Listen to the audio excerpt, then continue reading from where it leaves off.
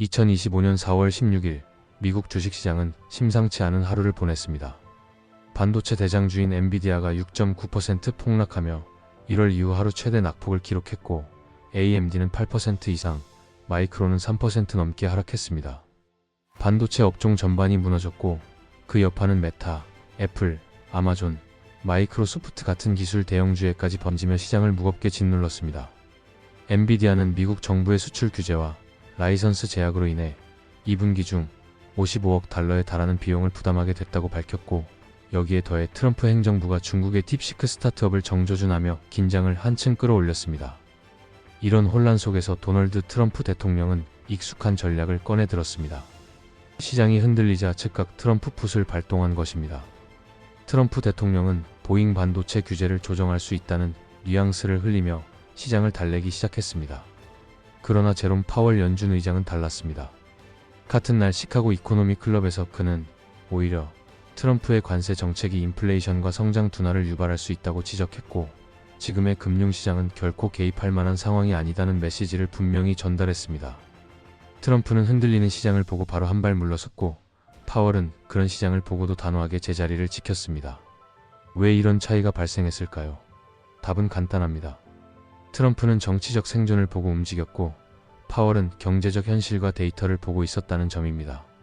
트럼프 행정부의 대중규제 강화 발표 이후 주식시장은 급격히 불안정해졌습니다. 반도체 업종의 폭락과 빅테크의 하락은 지수 전반을 끌어내렸고, 그 여파는 채권 시장에도 그대로 번졌습니다. 미국 10년 만기 국채 금리는 단 며칠 사이 4.0%에서 4.5%까지 수직 상승한 뒤 4월 15일 종가 기준으로 4.296%에 형성되었습니다. 채권 시장에서 이 정도의 금리 변동은 결코 평범한 일이 아닙니다.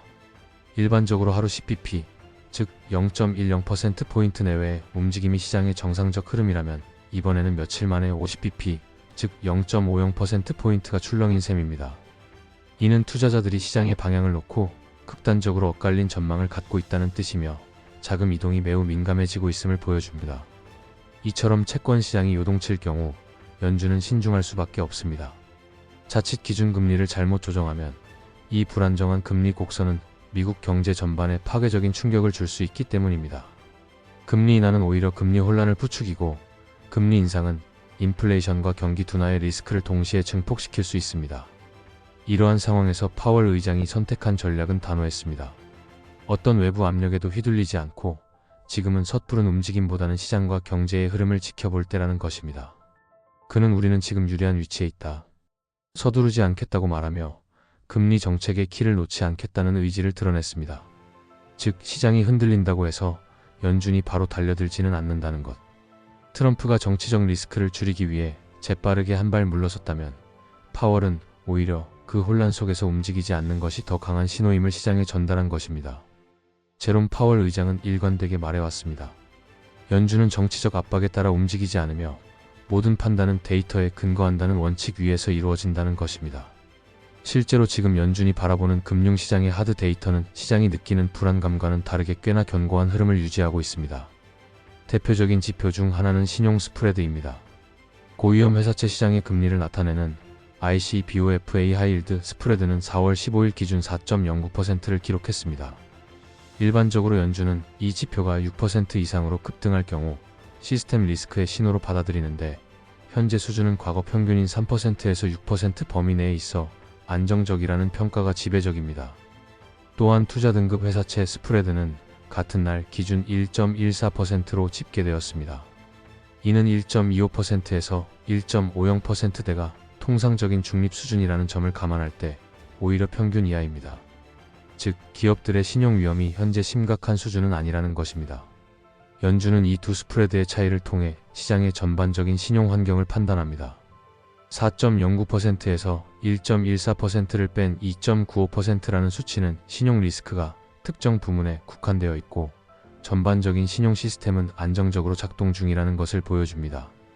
월가에서도 이 수치를 두고 스프레드는 아직 개입할 정도가 아니다라는 진단이 일반적입니다. 추가로 기업 대출 연체율도 참고 지표로 활용됩니다.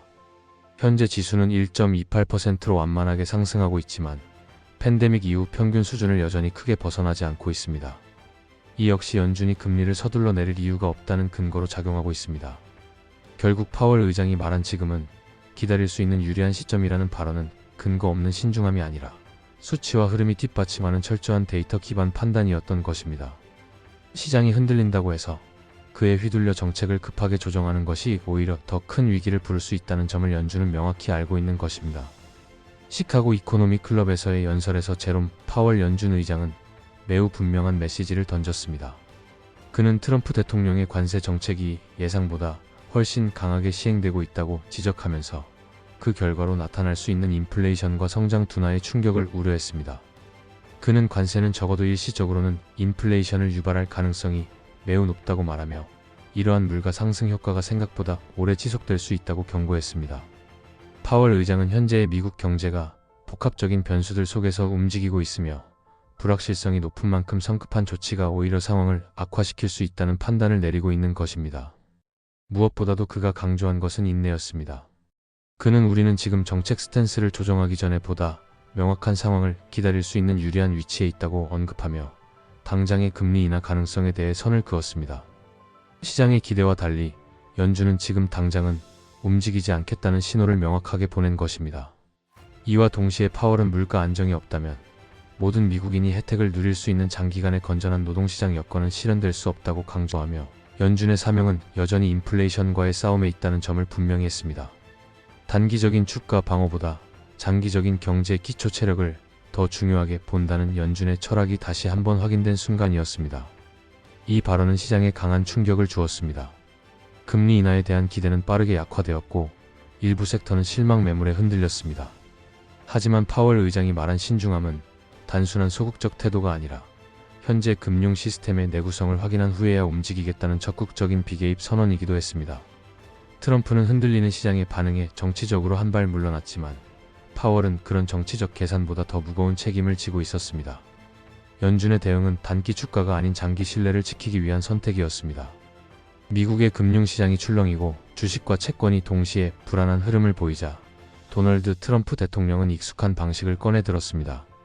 규제 완화 가능성을 흘리고 관세 정책의 여지를 남기는 방식으로 시장을 달래려 했습니다. 이른바 트럼프 풋입니다. 그러나 제롬 파월 연준 의장은 그런 외침에 응답하지 않았습니다. 주가가 흔들린다 해도 채권 금리가 요동친다 해도 그는 움직이지 않았습니다. 왜냐하면 지금의 금융 시스템은 데이터를 기준으로 보았을 때 아직 개입이 필요한 국면이 아니기 때문입니다. 파월 의장은 지금은 기다릴 수 있는 시점이라고 했습니다. 이는 연준이 현재의 금융 불안에 대해 잘못된 타이밍에 조치를 하지 않겠다는 선언과도 같습니다. 정치의 압박보다 더 중요한 것은 연준의 독립성과 원칙, 그리고 장기적인 신뢰라는 점을 재확인한 셈입니다. 결국 트럼프는 흔들리는 주가 앞에 손을 들었고 파월은 그보다 훨씬 더 무거운 기준으로 움직이기를 멈췄습니다. 이 둘의 차이는 단순한 정책 차이가 아니라 미국 경제를 보는 시선과 접근 방식의 차이입니다.